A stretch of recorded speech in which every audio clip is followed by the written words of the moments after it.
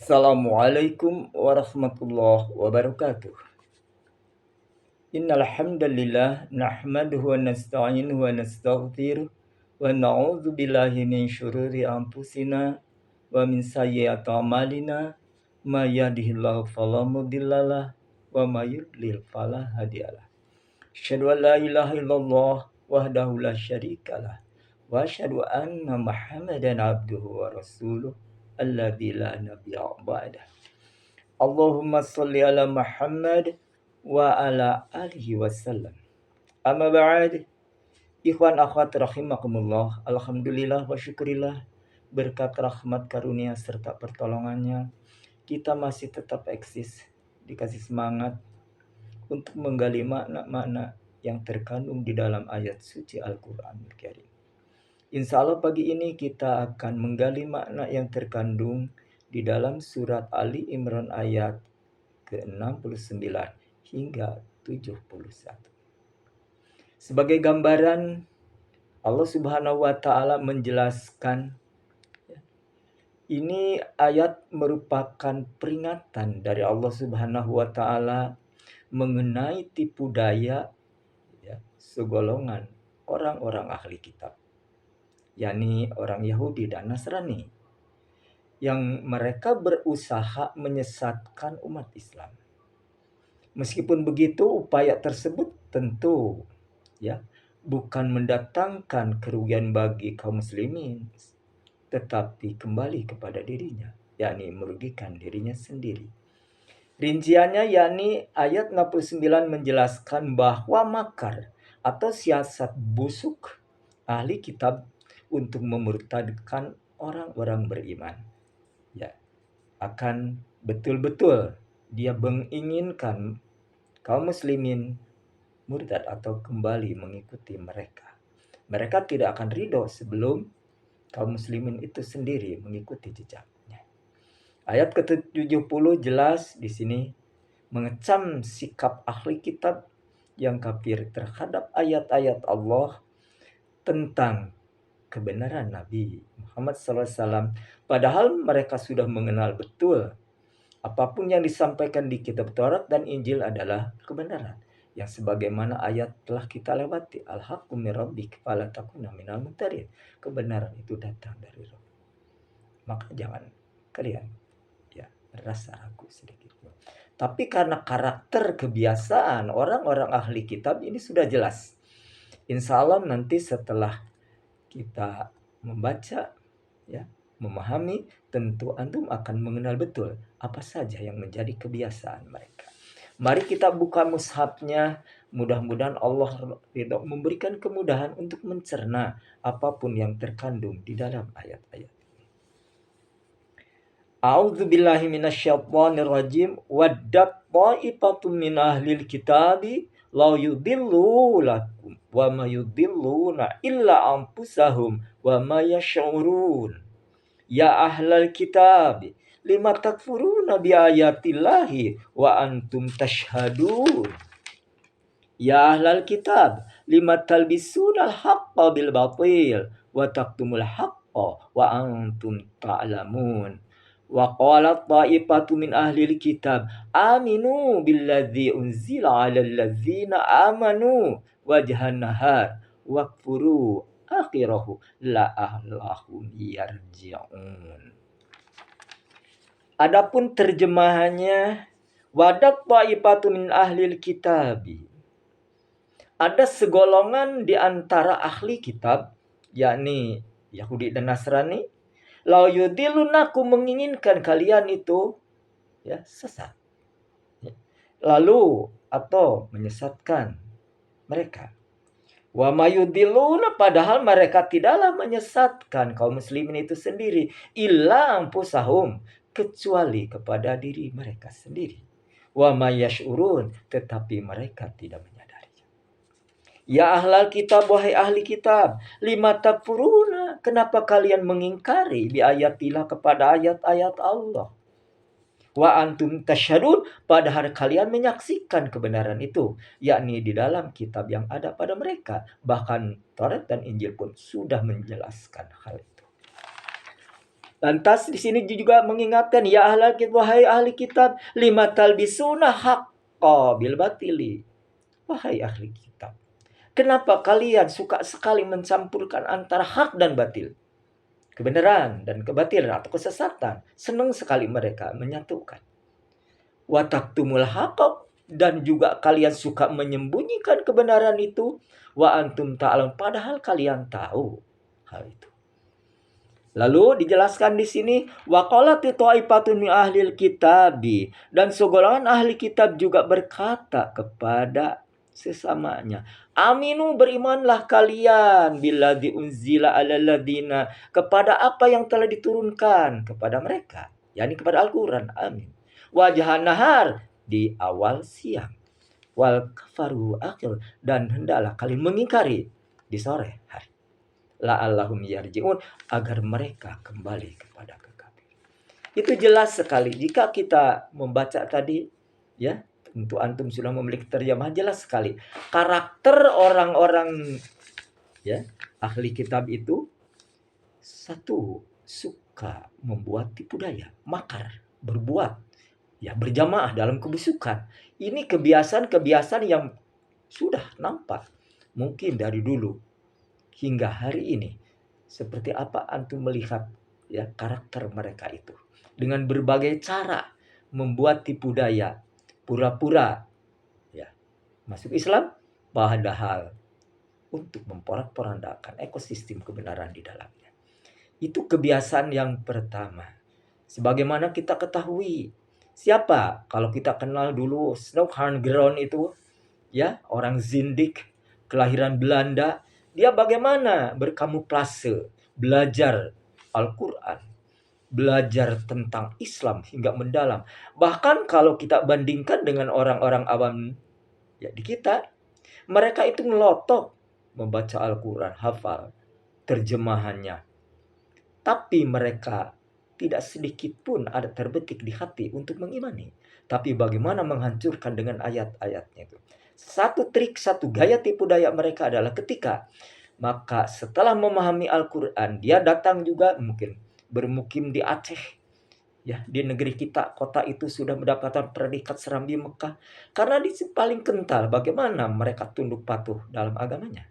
Setelah mendalami di situ tentang Al-Quran, mungkin dengan berbagai budayanya, kultur di sana, dia pura-pura naik haji, ya, belajar berusaha di sana di Mekah tentang memperdalam tadi tentang Islam. Setelah pulang dia ke Indonesia dengan membawa berbagai ilmu tentu untuk menghancurkan Islam itu sendiri. Maka satu trik, satu cara, satu tipu daya mereka mendekati raja-raja, sultan-sultan yang ada di negeri ini. Tokoh-tokoh masyarakat, kiai, haji, gus kalau bahasa kita, ulama lah. Gitu. Mereka memberikan satu statement. Ya, apa? Membaca Al-Quran itu sudah cukup. Membaca, mendapatkan pahala sekian-sekian. Memang betul. Hadis Rasulullah menjelaskan, membaca Al-Quran satu huruf dinilai Allah 10 kali lipat. Berhuruf-huruf apalagi panjang, berapa nilai? Cukup. Artinya, jangan mengenal isi kandungan yang ada di dalamnya. Karena dia tahu jika kaum muslimin tahu semua tentang makna yang terkandung di dalamnya, apalagi konteks atau tafsir yang lain berkaitan korelasi dengan ayat itu, pasti dia bergetar hatinya, merasa ketakutan. Nah, berhasillah dia. Maka sampai hari ini tentu tak sedikit di antara saudara kita mengimani Al-Quran, tapi tidak ada sedikit pun merasa bersalah ketika tidak mengenal makna yang terkandung di dalam. Mereka juga mengaku berserah diri kepada Allah, mengaku orang bertakwa, tapi kriteria orang mukmin itu sendiri tidak tahu. Orang bertakwa juga tidak tahu apa saja kriteria. Apa-apa saja sifat-sifat orang takwa itu, sifat orang mukmin itu. Dan bagaimana mereka juga kadang mengaku sebagai diri muslim, tapi berjalan di atas kekafiran. Ini mereka keberhasilan Snowhan Ground itulah. Maka tak sedikit mereka goyah. Walaupun sudah berserah diri kepada mengaku diri Islam. Tapi tata cara beribadah, wallahualam, mereka kadang-kadang jauh dari syariat itu sendiri. Bahkan mereka juga kalah dengan propaganda promosi orang ahli kitab, dengan sembako aja sudah murtad. Iya, sudah ambil ya hal-hal yang apalagi mau dikasih iming-iming. Jika masuk agamanya, mengikuti arahnya, sekolah gratis sampai S2, S3 barangkali. Disombok kalau orang sudah bilang, nih, ya, untuk usaha. Bahkan ditempatkan di tempat-tempat yang memang, katakanlah kalau istilah kita, menguntungkan.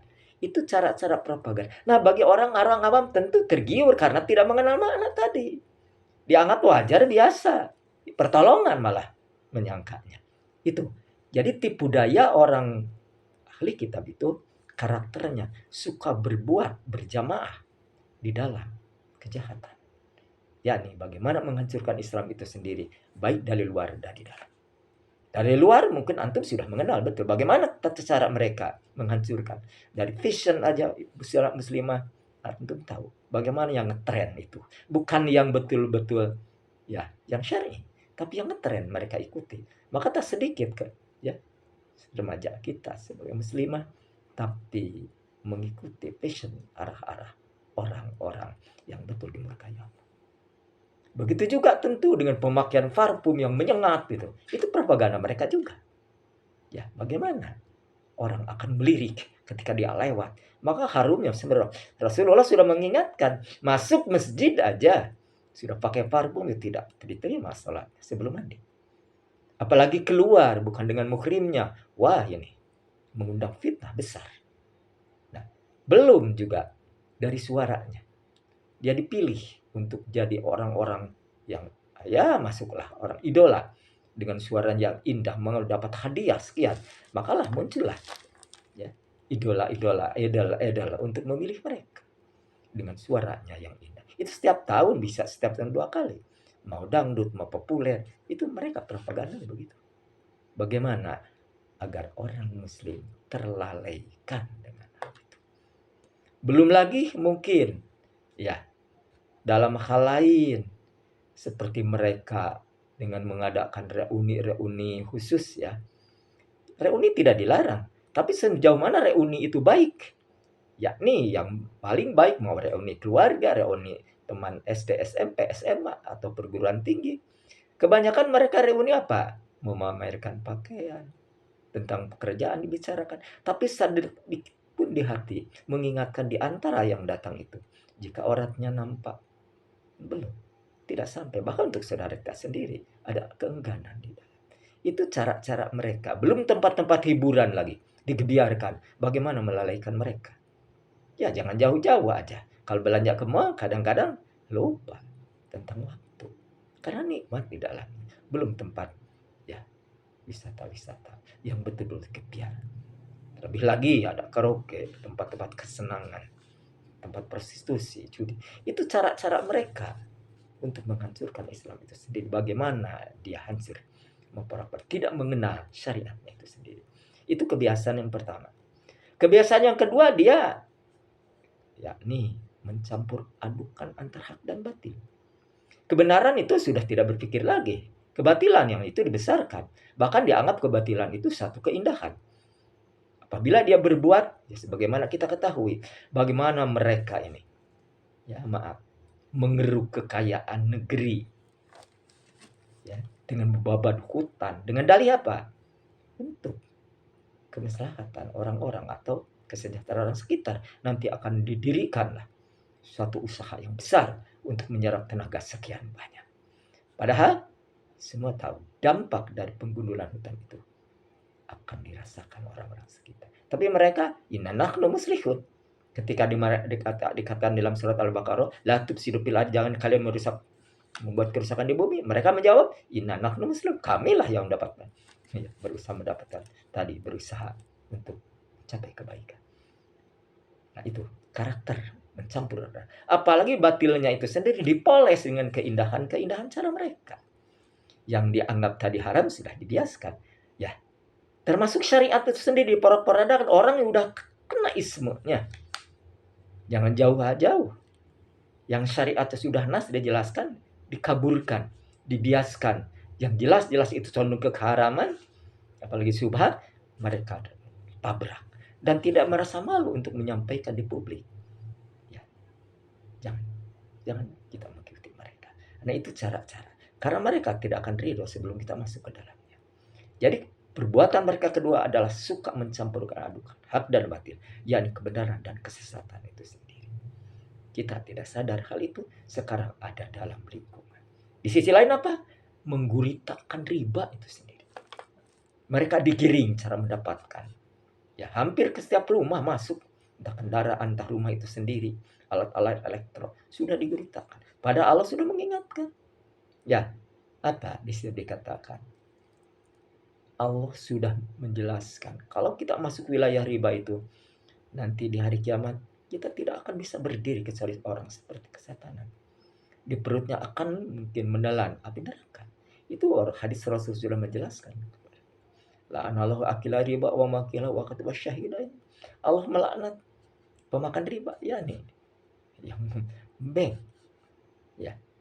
Lalu nasabah, wa makila wa katibah, penulisnya juga, saksinya, wa syahidain, dan saksi itu kena semua. Maka dari itu, jika di antara antum masih ada di posisi itu, mohon ampun kepada Allah, cari solusi terbaik untuk mendapatkan rezeki yang halal dan thayyibah. Karena itulah gaya mereka. Sekarang mungkin antum muncullah di mana, ya, dengan cara-cara, ada yang keliling juga, ada yang sudah mendapat payung hukum, bahkan ada mendapat predikat syar'i itu sendiri. Padahal semuanya di dalamnya konsepnya Yahudi itu.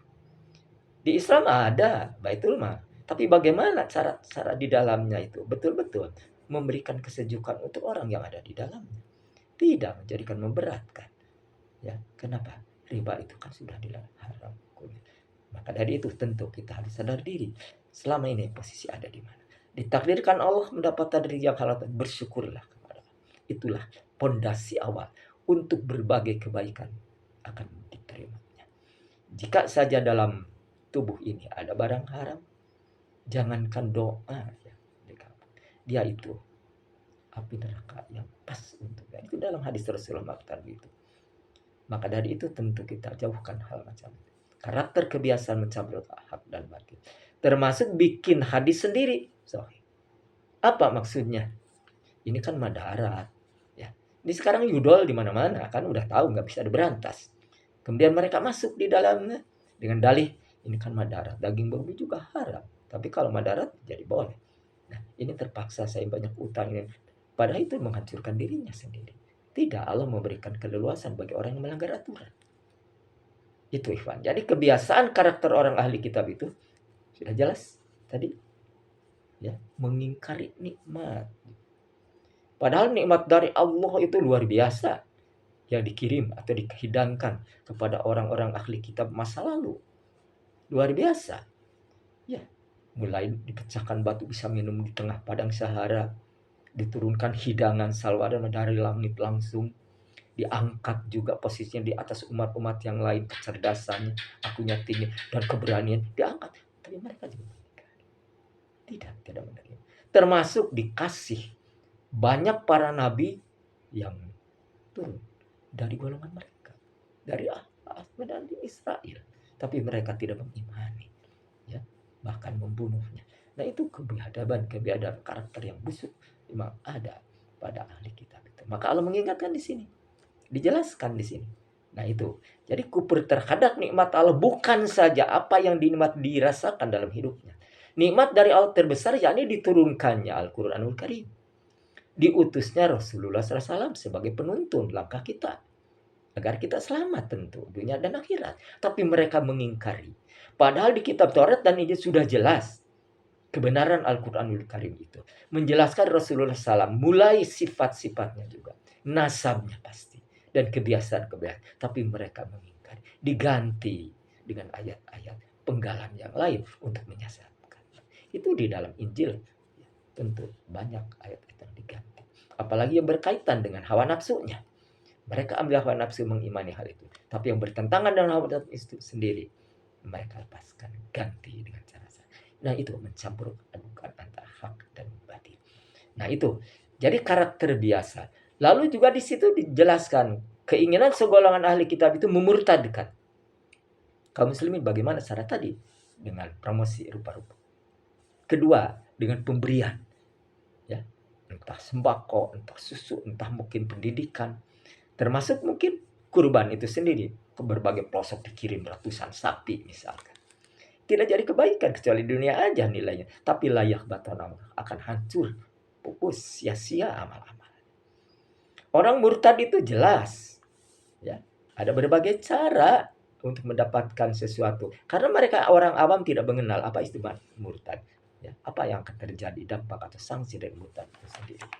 Padahal Allah sudah mengingatkan tentang hal murtad tadi. Ya, di dalam surat Al-Baqarah sudah jelas di situ. Di dalam surat Al-Baqarah ayat 217, wa mayyartad minkum an dini fayamut fa huwa kafirun fa ulaika habitu a'maluhum fid dunya wal akhirah wa ulaika ashabun nar hum fiha khalidun. Wa mayyartad minkum, dan barang siapa yang murtad di antara kalian dinihi dari agamanya, fayamut, kemudian mati, tidak pernah bertobat, wa huwa kafirun, yakni di dalam kekafiran itu sendiri, fa ulaika habitu amaluhum, maka hancurlah, sia-sialah, pupuslah amal-amal mereka. Baik di dunia wal akhirah, apalagi wa ulaika ashabun nar, dan mereka sudah disediakan jadi penghuni neraka. Hum, di dalam mereka itu pihak, ya, di dalam khalid abadi. Ini sanksi gitu. Maka seperti apa sih yang dipahami murtad kita adalah keluar dari agamanya, sebagaimana ayat ini. Tapi ada Syekh Fauzan di dalam kitab, ya, Al-Hamatul Ahkam, yang menjelaskan orang yang termasuk murtad itu sendiri terbagi menjadi 4, ya, perkara. Di dalamnya jika salah satu ada di dalamnya, ini sudah termasuk keluar dari agama. Yang pertama adalah keyakinan, akidah itu sendiri. Jika dirinya meyakini ada Tuhan selain Allah, ini sudah lepas keislamannya. Atau juga meyakini ada power lain, adat, seperti percaya kepada keramat, kuburan, bisa menyelesaikan berbagai masalah, sebagaimana dipromosikan salah satu komunitas khusus yang dianggap sebagai, wah, dia itu paling baik, paling benar, tapi ucapannya tidak ada ayat sepotong pun hadis yang menjelaskan datang ke kuburan orang soleh segala masalah bisa biar, bisa lepas. Tidak. Semua masalah yang di dunia ada harus dihadapi dengan penuh bening hati. Masalahnya apa? Tentang agama, tentang kehidupan, tentang kebutuhan. Akar masalahnya buka, komunikasikan kami yang itu. Memang musyawarah terbaik. Tapi untuk orang-orang yang macam ini punya masalah jodoh misal, datanglah ke kuburan, kata mereka bisa dikabulkan. Masalah usaha yang tadinya jatuh bangun bisa maju. Ini satu kekeliruan keyakinan yang betul-betul akan diazab oleh Allah. Walaupun dia mereka dengan pakaiannya serba putih, pakai udeng-udeng, laksana orang soleh, tidak. Tentu mereka ini menjadi azab akan datang pada mereka. Satu orang mengikuti, nilainya bertambah dosanya. Apalagi berjuta yang mendengar lalu mengikuti arahnya, wah, tak terhitung. Ya, apa yang akan didapat siksanya dia. Man sannata fil islami sunnata sayyi'ah wa huwa yajru aw biha. Seseorang jika menunjukkan di dalam Islam satu keburukan yang bertolak belakang dengan syar'i, menyesatkan manusia, Allah akan memberikan sanksi besar, yakni tadi yang disebut sebagai dosa. Dosa yang mungkin besar akan berlipat-lipat dari orang mengikutinya tanpa mengurangi dosa mereka siksa. Alhamdulillah. Tapi barang siapa man sanatil islami sunnatan hasanah, nah ini falahu ajru, maka dia akan dapat pahala wa wijruha, dan siapapun yang mengikutinya itu pahalanya berlipat-lipat. Nah inilah ikhwan rahimakumullah. Jadi karakter kebiasaan orang-orang yang ahli kitab ini betapa buruknya.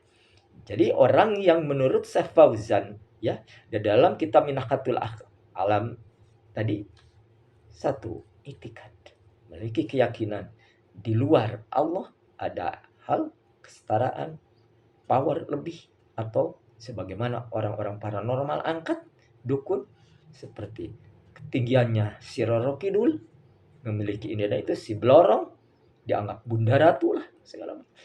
Ini. Lalu juga kalau melantunkan ayat-ayat di hadapan berhala-berhala, ya mungkin antum melihat siapa mereka berdikir, memohon di hadapan candi. Apaan itu? Ya, atau di kuburan saja berbeda, atau di pohon-pohon, atau di tempat lain. Ini satu keyakinan, itu kan sudah hancur, lebur, batal syahadatnya. Itu sudah masuk menurut Syekh Fauzan adalah dia sudah murtad. Kedua, ya Syekh Fauzan mengatakan perbuatan. Perbuatan apa? Sujud kepada berhala itu, kepada tagut itu. Tunduk patuh kepada gurunya misalkan. Tapi gurunya itu sesat gitu, mengajarkan ilmu kebal, ilmu kebatinan, ya, atau mungkin ilmu-ilmu sihir apalagi, atau ilmu cara mendapatkan uang dengan mudah. Itu di sini sudah memiliki satu yang itu kemurtadan. Mendapatkan rezeki tentu dengan yang halal. Di mana, dari mana, dan kebelanjaan kemana. Nanti sudah jelas di hari yaumul kiamah bakal ditanya. Ya, dijelaskan la yazulul qadamul abdu yaumul qiyamah hatta yus'alu ala arba'ah. Seorang hamba tidak akan bergeser dari kiamat kakinya sebelum ditanya 4 perkara. Ya, yang pertama tentang tadi umurnya, kedua ilmunya, ketiga ini dari mana mendapatkan harta dan kemana akan belajar. Ditanya semua. Bahkan tak merasa malu ada kiai yang predikatnya atau gusnya. Ya, untuk mendapatkan uang semudah dengan wirid-wirid khusus, ya, dengan menempel kertas di dinding untuk narik rezeki nolak bala. Nah, ini sudah masuk menurut Syekh Fauzan, itu satu kesalahan besar, bahkan termasuk murtad. Nah, itu perbuatan sujud kepada pemimpin juga yang dolim, itu sudah masuk. Tunduk patuh, jadi penjilat lah gitu. Ini kena. Itu ya menurut Syekh Fauzan. Jadi dia melepaskan kebenaran itu sendiri, mencampurkan dan batil. Lalu yang ketiga, perkataan. Jika seseorang perkataan mengejek Al-Quran, memperolok-olokkan, melecehkan, merendahkan Islam itu sendiri, ini sudah masuk. Ya, ngaledek orang Sunda bilang dengan keberadaan syariat itu. Tidak anggap lagi. Padahal itu kebenaran dari Allah. Ini juga tuh sudah termasuk. Belum ucapan-ucapan yang betul-betul merusak gitu ya. Menghina betul-betul. Termasuk karakter muslim itu sendiri dibunuh dengan cara-cara mereka. yakni Al-Quran itu sampai dibakar, dibilang ya kata-kata kotor. Nah, ini sudah masuk murtadnya, keluar dari kebiasaan orang kafir kan seperti itu, ditiru jejaknya. Ini sudah masuk tasabuh. Nah, tasabuh biqaumin fahuwa minhum. Barang siapa menyerupai satu golongan, termasuk di dalam. Apa saja golongan mereka itu yang biasa dilakukan, mulai dari pakaian, cara makan, ya. Mereka itu sudah tidak berpikir lagi haram dan halal, ya. Labrak terus. Ini kebiasaan. Lalu juga di sini meninggalkan. Jadi pertama keyakinan, itikad, perbuatan, amal, kata Syekh itu. Ketiga lisan, ucapan. Keempat apa? Meninggalkan. Meninggalkan apa? Kewajiban yang sudah kita biasa. Kewajiban sebagai muslim tentu banyak. Selain salat, zakat, saum, haji kalau mampu. Amilus sholihat itu. Berbuat baik. Secara vertikal kepada Allah jelas. Secara horizontal kepada sesama manusia. Berbuat baik yang paling utama adalah kepada orang tua dulu. Tanpa mengenal tata cara berbuat baik. Karena Allah sudah menggandengkan kata-kata itu. Wa qadara rabbuka. Lalu birrul walidain. Juga di sini di dalam surat An-Nisa 36 sudah jelas bagaimana beribadah kepada Allah. Lalu tadi berbuat baik kepada orang tua, kerabat, fuqara, masakin. Itu runtuyan, uraian, tahapan-tahapan yang harus ditempuh. Jauh dari kebaikan kepada orang tua akan dirasakan adabnya. Bahkan di dalam hadis dijelaskan adab yang didahulukan di dunia sebelum di akhirat kelak. Kan adab itu ada yang didahulukan, ada yang disimpan, ada yang akhlak akan menerima. Tapi durhaka ke orang tua ini, dia akan merasakan adabnya dari Allah sebelum dia meninggal dunia. Adab dari Allah bisa karirnya jatuh, bisa juga usahanya ambruk, ditipu orang, atau hal-hal yang menjadikan dirinya sengsara, kebakaran, ya, tentu juga yang lainnya, kecelakaan, sakit tak tersembuhkan, itu adab adabnya akan diterima jika durhaka ke orang tua. Belum di akhirat kelak. Kedua ruginya, pintu surga orang tua sudah tertutup. Karena orang tua itu baik ayah atau ibu, pintu surga itu. Rasulullah mengatakan, terserah kamu. Dipelihara berarti selamat. Kalau engkau sia-siakan, tinggal pilih. Silakan. Itu berbuat kebaik kepada orang tua. Bukan hanya sekedar di lisan. Wajib memuliakannya.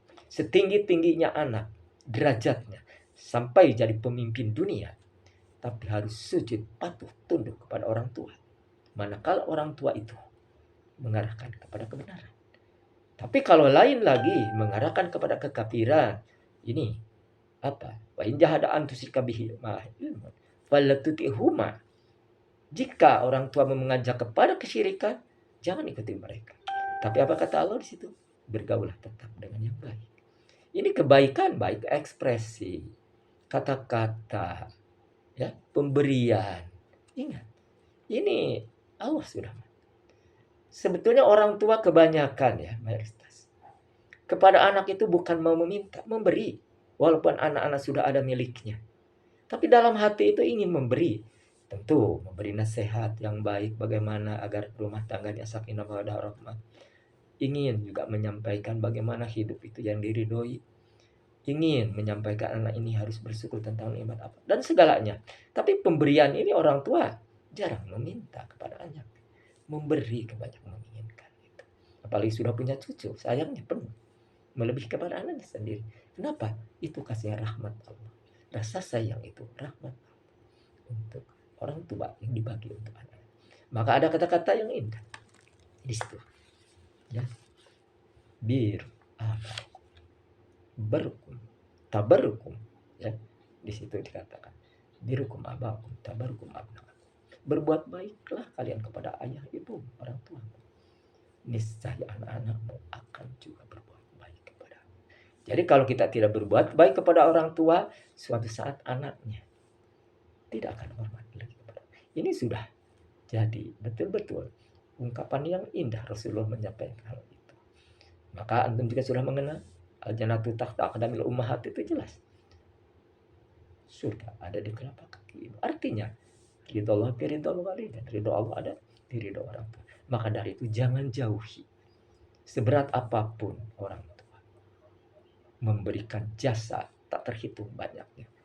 Jadi kalian mau pejabat, mau apapun, itu hasil jerih payah orang tua dan doanya. Bukan hasil jerih payah sendiri saja, walaupun andil di dalamnya berusaha maksimal.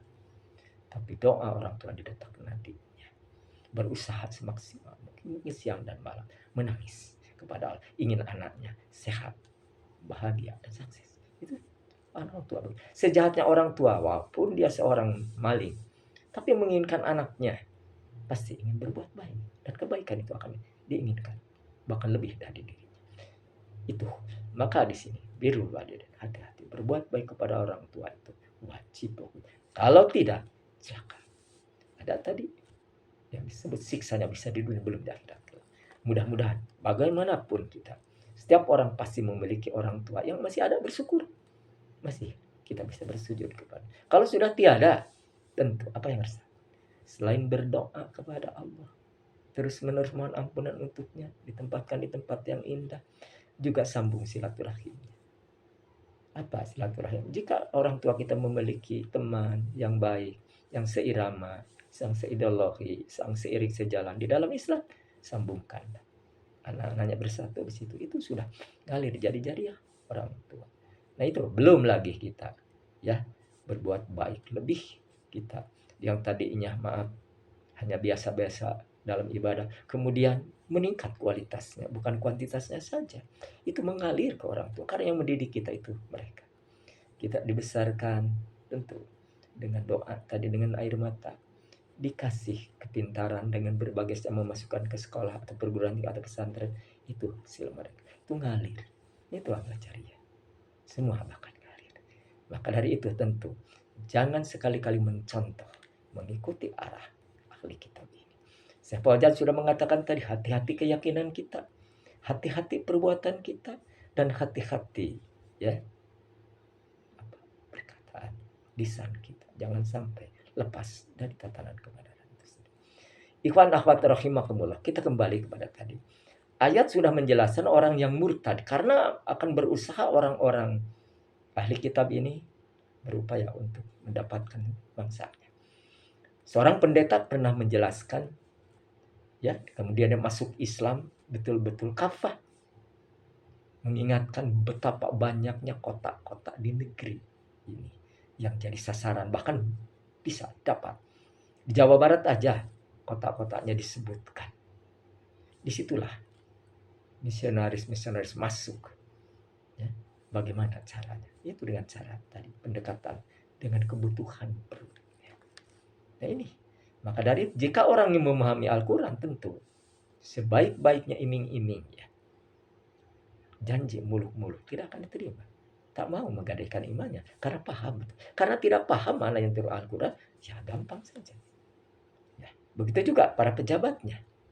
Tentu dengan mudah dia merekayasa kata-kata, bagaimana menenangkan masyarakatnya, tapi dirinya bergelimang harta. Ya, katakan kepada rakyat harus sabar, tapi mereka berpoya-poya. Ini auzubillah. Nah, kebiasaan-kebiasaan orang-orang ahli kitab itu disebutkan tadi. Suka memutarkan balikan fakta, jago berkamuflase, bikin makar, trik curang dengan mudah. Semua untuk cara-cara mereka agar tadi mereka segolongan ahli kitab itu pura-pura masuk Islam. Sebagaimana di dalam asbabun nuzulnya. Orang ahli kitab mengajak Mu'adz bin Jabal, mengajak Hudzaifah bin Yaman, mengajak juga Ammar bin Yasir untuk meninggalkan Islam. Tentu dengan iming-iming. Nah, bagaimana caranya? Tadi, kalau seandainya dia berhasil masuk Islam, masuk agama mereka, dia bergembira luar biasa. Nah, pada sore harinya tentu kalau sudah seperti itu mau rame-rame, ya katakanlah diperlihatkan ke orang muslim, tuh temanmu murtad. Nah, begitu. Bagaimana agar dia ragu, goncang hatinya? Itu cara mereka. Tapi untuk Allah memberikan hidayah karena orang sudah mantap gemblengan Rasulullah SAW dari Al-Quran dan Sunnahnya, mereka ikuti, tidak tunduk patuh kepada tadi iming-iming mereka yang disebut kebiaran dunia, kenikmatan dunia sudah digenggamannya, diberikan. Tidak, mereka tetap mempertahankan akidahnya. Gembleng kalau orang Sunda bilang.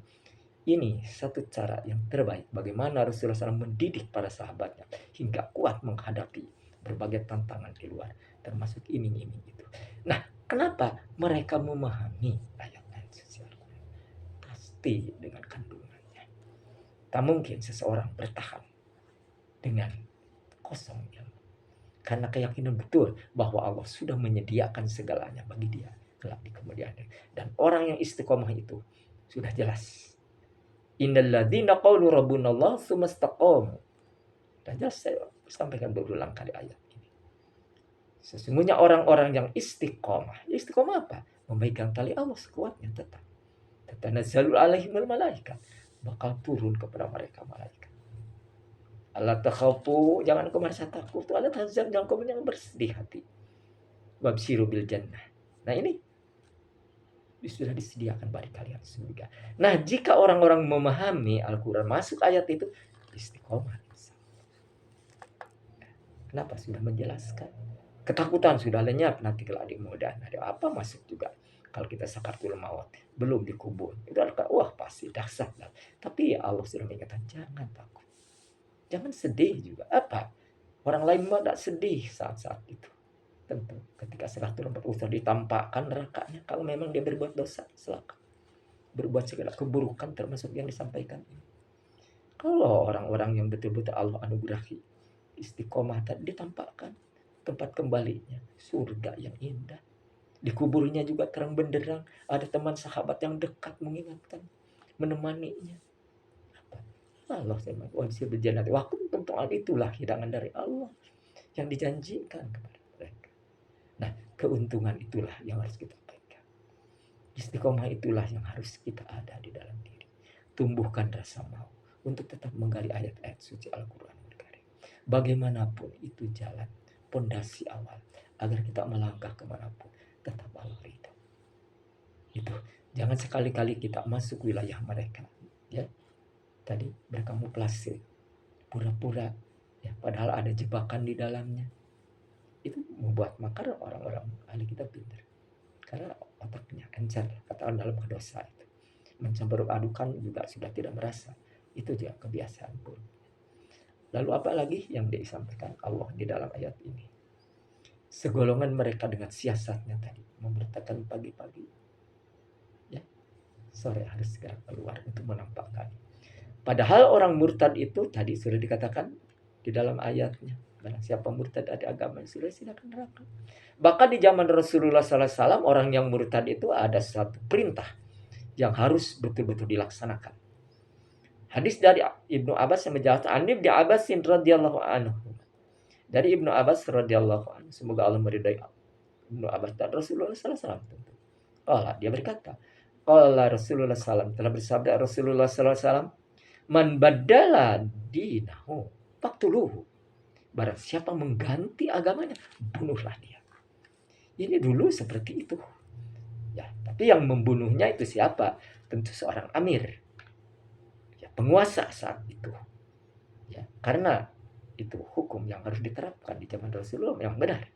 Kalau di negeri ini tentu banyak yang murtad, berapa banyak. Yang masuk Islam juga banyak, cuma kualitas dan kuantitas tentu berbeda. Yang paling banyak menurut pendeta yang masuk Islam itu, banyaknya yang murtad itu lebih banyak daripada orang yang masuk Islam. Secara kuantitas banyak. Karena mereka ini, maaf, yang dikatakan hidup di bawah garis kemiskinan. Urusan itu, seharusnya itu. Maka dari itu tentu pemimpin kita, ya, sebagai muslim berusaha maksimal untuk bagaimana mensejahterakan mereka. Maka di sini ada zakat. Ada infak. Ini ya jangan bergulir di atas saja, zaman Rasul begitu. Lalu bagaimana negara ini, balatun taibun warabun gapur, seperti yang pernah dialami, ya, Umar bin Abdul Aziz, sampai susah untuk memberikan zakat karena saat itu orang sejahtera. Nah, itu sudah ridho, negeri yang betul-betul Allah ridhoi. Ada ampunan di dalam karena menegakkan agama Allah. Jadi pemimpin itu bukan hanya, ya, menjamin keamanannya, keadilannya, kebijakannya betul-betul untuk rakyat, tapi agamanya pun itu kewajiban bagi seorang pemimpin. Kalau tidak dipikir itu, jelas tanggung jawabnya di hadapan Allah sangat-sangat mengerikan. Jadi penyesalan di kemudian hari jika seorang pemimpin tidak melaksanakan sebagai kepemimpinan yang amanah. Ridho Allah tak akan turun. Bahkan di zaman Rasul sudah dijelaskan, ya, kepada para sahabatnya, jika kalian meminta jabatan, Allah tidak akan menolong kalian. Tapi jika kalian dipilih oleh orang-orang, berarti ada amanat yang diberikan kepada, insya Allah menolong kalian. Nah, disitulah pemimpin yang baik adalah yang mendoakan juga, bukan menjamin saja dari segi ekonomi, pendidikan, hukum, apapun, tapi mendoakan masyarakat. Begitu juga masyarakat mendoakan pemimpinnya agar tetap lurus, tetap dalam ridhonya, dijauhkan dari hal-hal yang menjadikan rugi di kemudian hari.